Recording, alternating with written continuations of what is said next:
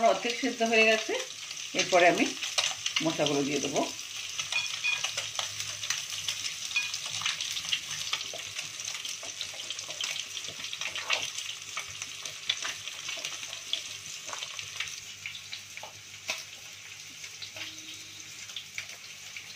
আমি পরিমাণ মতো নুন দিয়ে দিচ্ছি।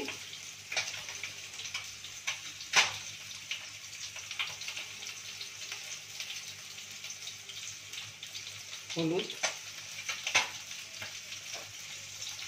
আর চিনি দিচ্ছি। এবার আমি একসঙ্গে মিশিয়ে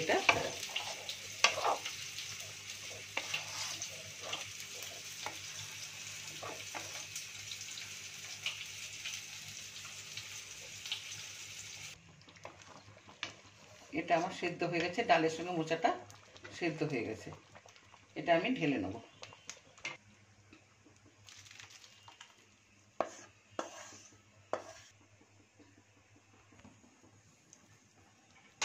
নুন হলুদ দিয়ে দিচ্ছি।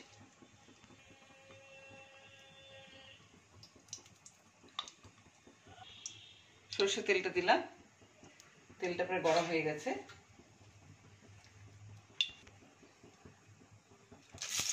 শুকনো লঙ্কা ফোড়ন দিলাম, তেজপাতা,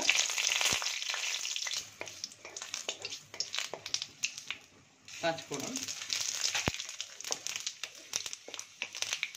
এবার আমি চিংড়ি মাছগুলো দিয়ে দেবো।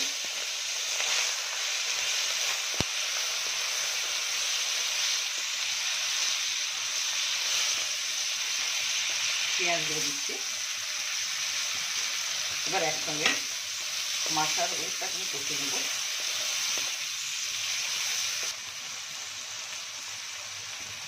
আমি এখানে একটা কথা বলি, এই চিংড়ি মাছ দিয়ে মোচার ডাল যেটা করছি, ওটা মুসুরের ডালে অনেকে কিছু রসুন খায়, রসুন সম্বাদ দিয়ে খান।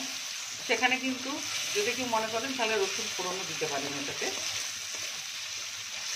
সেটা একটা অন্য রকমের স্বাদ হবে।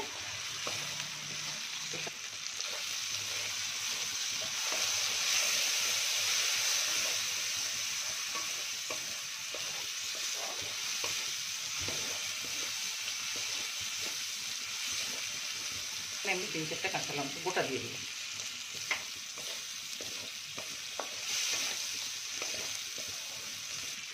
আমার মাছের সঙ্গে মশলাটা কষানো হয়ে গেছে। এবার ডালটা ঢেলে দেবো।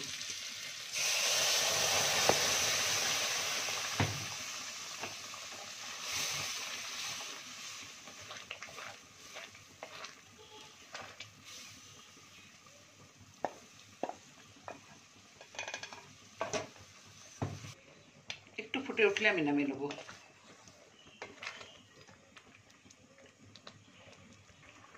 আমার ডালটা হয়ে গেছে। এবার আমি নামিয়ে নেব।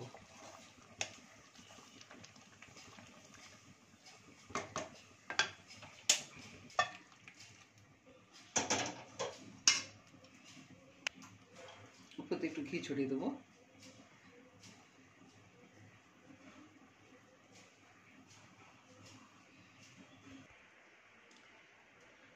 আজকে আমার ডাল দিয়ে মোচা চিংড়ি যেটা বললাম ওটা হয়ে গেছে। এটা একেবারে সাবেকি রান্না, পুরোনো আমলের রান্না। এটা ভীষণ ভীষণ ভালো লাগবে খেতে। যদি কেউ রুটি দিয়েও খেতে চান অবশ্যই খেতে পারেন। তো আজ এই পর্যন্ত। আশা করি আপনাদের এই রেসিপিটা ভালো লেগেছে। যদি ভালো লেগে থাকে অবশ্যই কমেন্ট করবেন। আজকের মতো মিক্সের কিচেনের সাথে